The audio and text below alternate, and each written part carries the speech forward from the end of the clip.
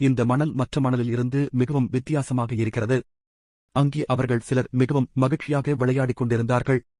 ஆனால் அவர்களில் ஒரு நண்பன் திடீரென்று மரங்கள் உயரமாக வளர்வதைக் கவனிக்கிறான். இருப்பினும் இது மரங்கள் வளர்வதால் அல்ல, மாறாக அவர்கள் மணல் குழிக்குள் சிக்கிக் கொள்கிறார்கள். பேதி ஆரம்பிக்கும் போது மணல் குழி ஏற்கனவே அவர்களின் இடுப்பு வரை வந்துவிடுகிறது. உடனே அந்த பெண் அனைவரையும் படுத்துக் கொள்ளுமாறு சொல்கிறாள். இது அவர்கள் புதையும் வேகத்தைக் குறைக்கிறது.